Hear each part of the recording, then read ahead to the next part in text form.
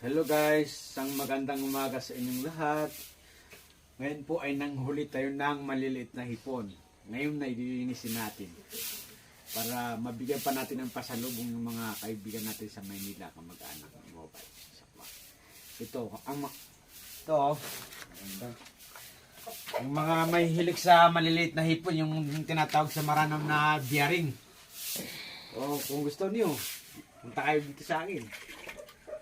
Ito, lilinisan natin mga kaibigan ha. Yan, ang dami yan. Ako mismo nang huli nito ha. Yan, dami. Oh. Napakasarap to pag ano. Yung sabi nila sa Maranon na biyaring. Yan. Yan nyo oh. Lilinisin natin. Tingnan mo oh. Yan, ang dami na to ha. Yung mga may hilig dyan sa udang na biyaring ha. Yan. Inisan. Yan, ang sarap nito. Dami oh.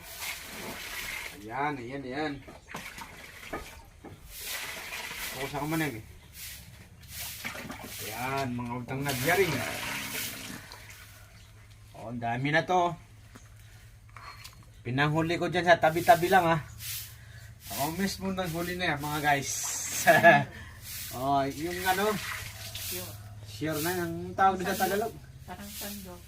Sinandok ko yan. Sure yun sa... Lampat. Ito lang ang basin.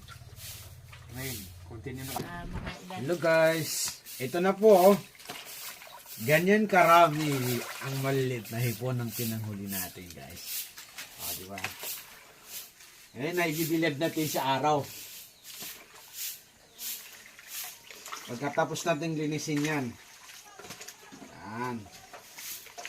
Yung mga may hilig dyan ano, sa biyari magtambal. Yung mga hilig dyan masarap yan. Dami na to guys. Yan.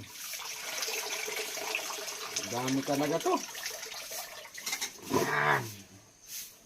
Sobrang dami yan. Palinis ko, lilinisin natin yan.